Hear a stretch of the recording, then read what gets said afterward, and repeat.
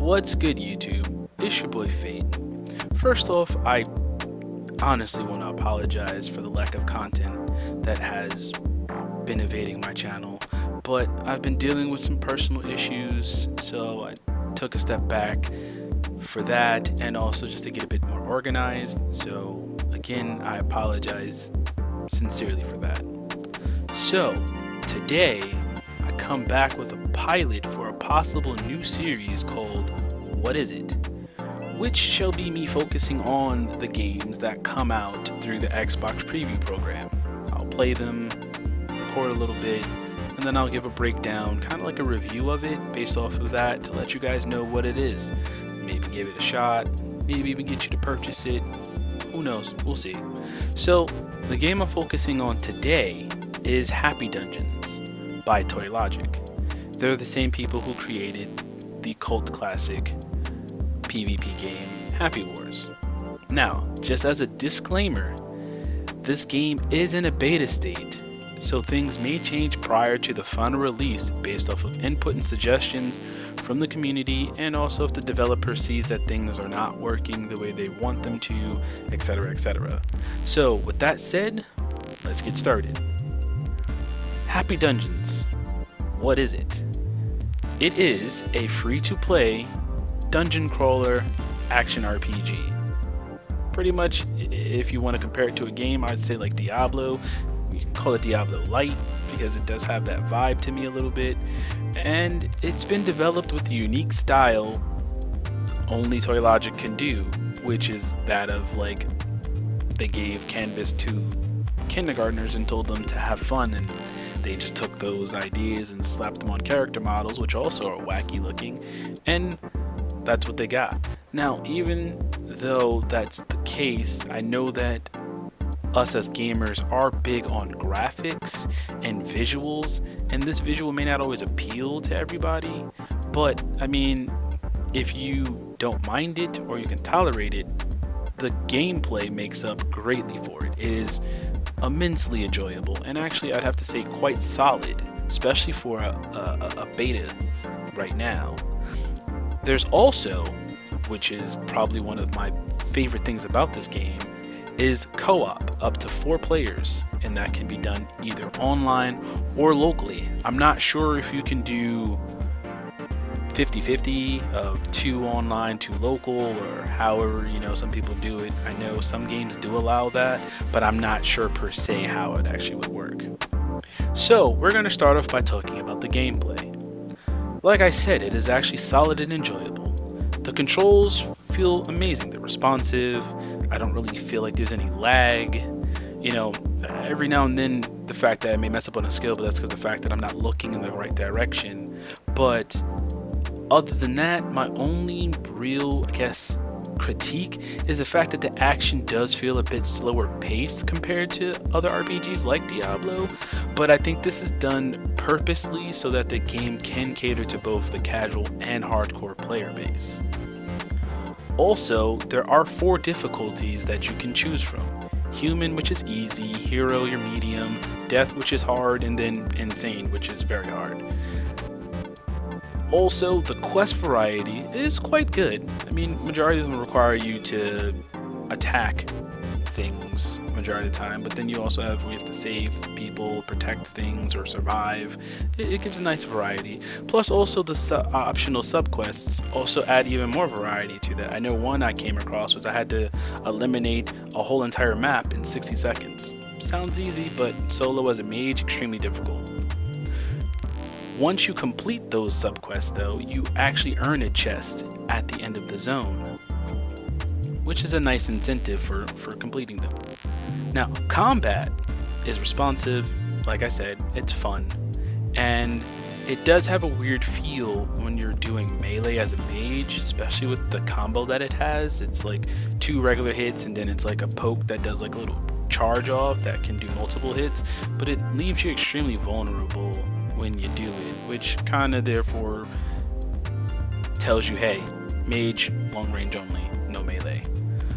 Now, also, I'd have to say the boss fights in this game in the beginning they're kind of dull, but as you get further into the game, they become a lot of fun. And they actually can be quite intensive, which therefore has you making sure you keep an eye on your health bar and your AP bar and, your surroundings. A lot of those bosses, once you get further in, will require you to use some strategy to overcome them. Also, be mindful that some of the maps do have hazards in game, like there's poison and spikes and other explosives that can damage you, and there's also interactables as well. But also be careful, because some of the interactables, such as the explosive can damage you. So even though they can be very helpful, they can also cause some damage and hurt you as well. Now, the story to me is a bit basic. Your main focus is saving a princess from a goblin boss. Though this has been done many a times before, the humor that's used, the dialogue, and the voices that they give the characters, which kind of has like that Minion-esque feel, gives it a unique flair, which makes it a little over the top and actually quite enjoyable. Now, the trek to get to the goblin boss is broken up into 6 chapters. These chapters are then broken up into, I guess you can call them sub-chapters, and these sub-chapters have an allotted time associated with them, depending on how many instances are inside the sub-chapters, So 3 to 5 instances inside the sub-chapter, you're given 30 minutes to complete, whereas longer sub-chapters with instances 6 or more are given 60 minutes to complete. So make sure you of course, easier difficulties, you're going to run through it, whereas harder difficulties, you got to make sure you keep an eye on that clock, because if somebody, you're standing around lounging, that does kill time, especially in the first area. The moment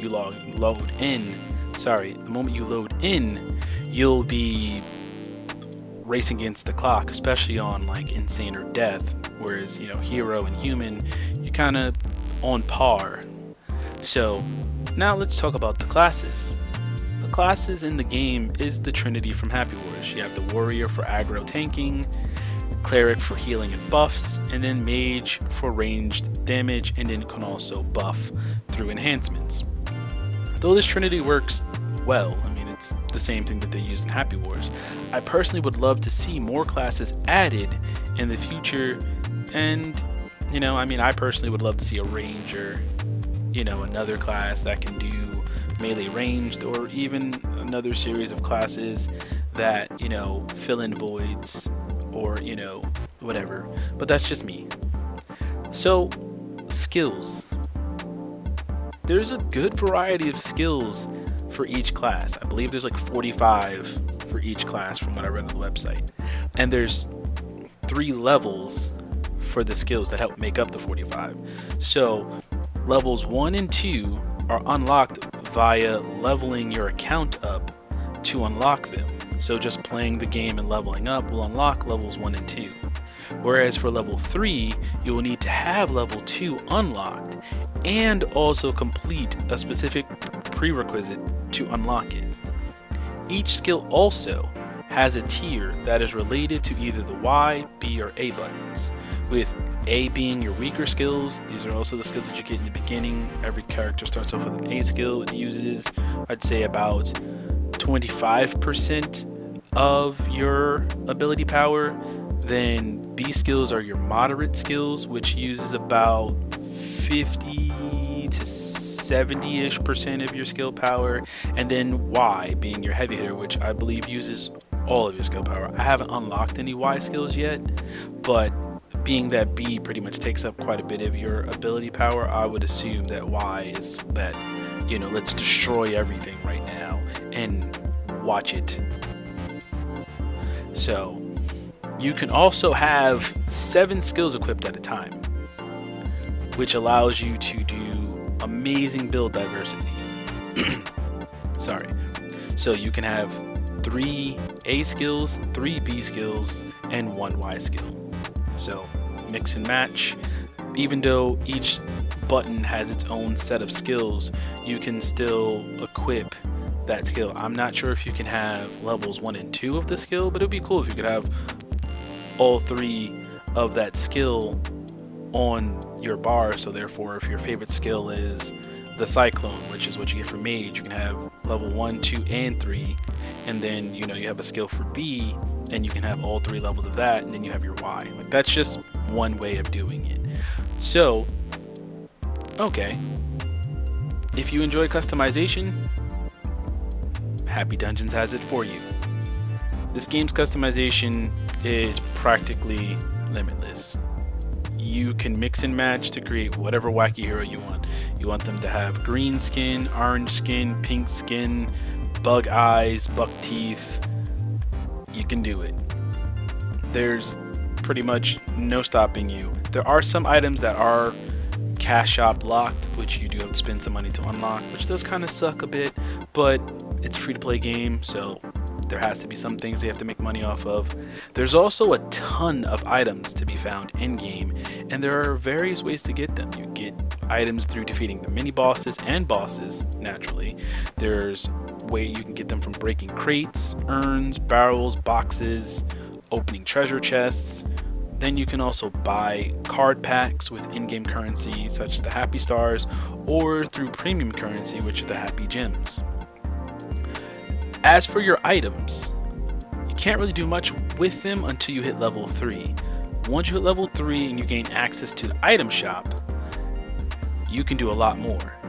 This feature allows you to sell unwanted items. So there are various ranges of items from normal to epic.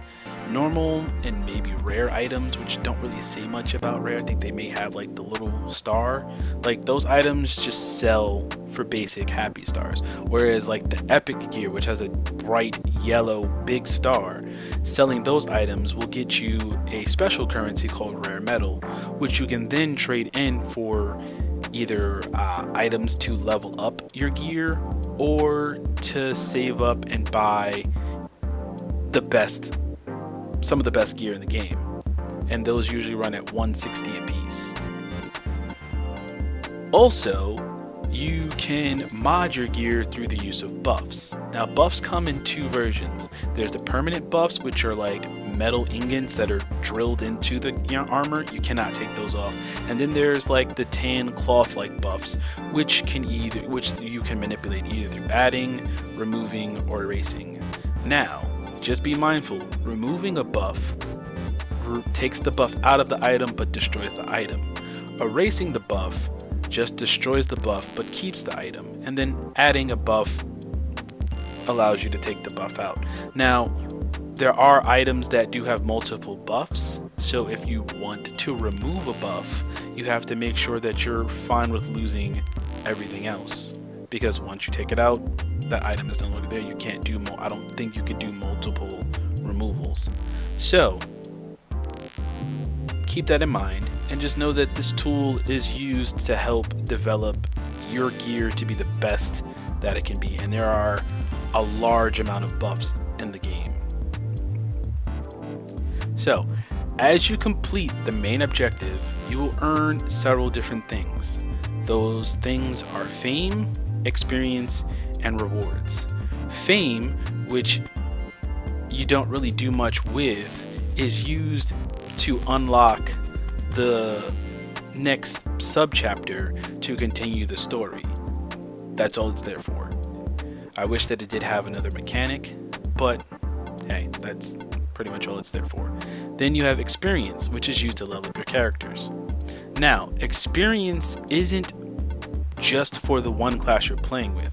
It's for your entire account, so that means all of your classes will be on the same level. So that means if you're playing a mage, cleric, and warrior are also being leveled up as well, so they can get their level 1 and 2 skills. This, I believe, is an amazing idea, because it helps make it easier for you to swap roles when you're going into a team. To say, if everybody wants to run all warriors or all clerics or all mages, or you want diversity, you don't have to worry about re-rolling another character from level 1 and then getting it back up there, which also allows you to, do different builds without having to do the hardcore grinding of getting it back up to max level. Now we're going to speak about the cash shop. In the cash shop, you can buy Happy Gems, which is the premium currency. This currency is then used to buy cards, which can give you better gear drops. You can buy character and weapon sets, consumable packs, inventory increases, minion storage increases, etc. There's also, for a limited time, the ability to buy one Founders Bundle, which will give you 250 Happy Gems at a discount. I think that lasts probably for until September, and 250 Happy Gems outside of the bundle is $20. It's being sold for $15, so it's a $5 discount, which is not bad. But the way that the game is currently set up, I feel the cap shop is actually balanced.